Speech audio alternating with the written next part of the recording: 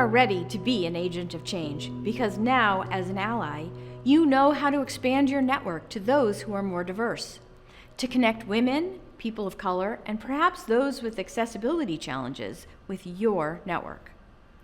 Next is O for outreach, which is about reaching out beyond your normal recruiting practices.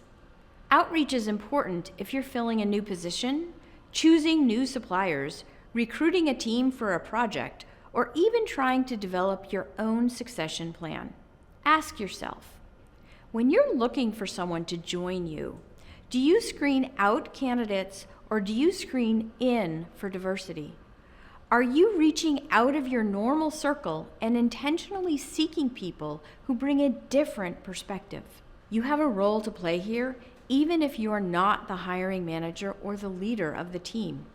As a member of the team, you have influence. You can also recruit out to your network to find individuals to fill roles. You can mentor people to eventually work in your organization or team.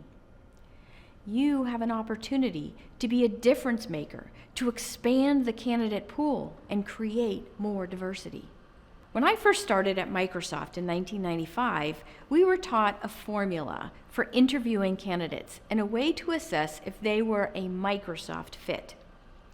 It's funny to think about that now, because I would argue this was precisely the wrong way to go about hiring great talent.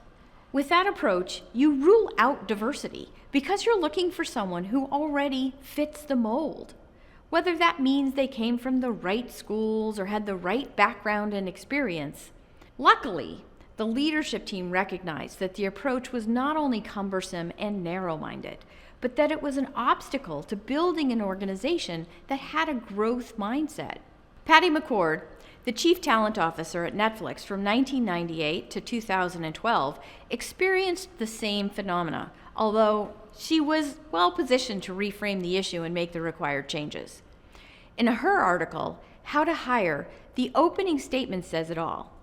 I really dislike the term A player. It implies a grading system that can determine who will be best for a position. McCord shares how incredible words of wisdom about how to look beyond what is on paper and avoid the pitfalls of enabling interviewers to hire people just like themselves. McCord reflects, in truth, one company's A player may be a B player for another firm. There's no formula for what makes people successful. She advises that companies need to build a hiring system that looks beneath the surface and probes for capability rather than platitude. McCord also shares the importance of recruiting as a core aspect of everyone's job, a continuous process with accountability ultimately lying with the managers, not human resources. Another article by James Milligan, global head of technology at Hayes, stresses this same point and goes on to introduce the term culture add to replace the term culture fit. Culture add is where companies should seek out people who would add something that the team does not currently have. To build a more innovative workforce, one that thrives with a growth mindset, it's critical to examine your recruiting, interviewing, and hiring practices to ensure your company is hiring for a more diverse and inclusive team. Innovate, an IT organization focused on Microsoft Dynamics, was at a crossroads. Revenue was down, and the leadership team was unsure about the company's future. CEO Thomas Ashver explains, I had forgotten why I started the business, which was to create an amazing place to work that inspired our team members. So we made a conscious decision to focus less on the numbers and more on our culture and our people. As Innovate's leaders set out to turn around their failing business, they realized it wasn't just a revenue and culture problem they had to solve. They had a gender equity problem too. Only 20% of the company's workforce was women. So they changed their hiring practices, not by creating policies to require diversity, but by changing their approach to recruiting.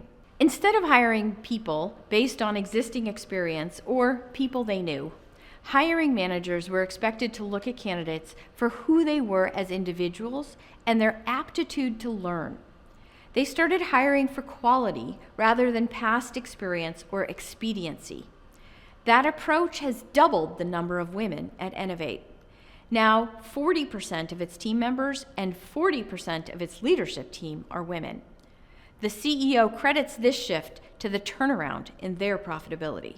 I'm proud of getting to 40% gender equity, but I'm not happy. We need to get to a 50-50 split, said Asper. So what are the hiring practices of your company? Do you hire friends and family, or do you have guidelines in place that require you to reach beyond people like yourself? It takes intentionality to practice outreach, but it's crucial if you want to become an ally.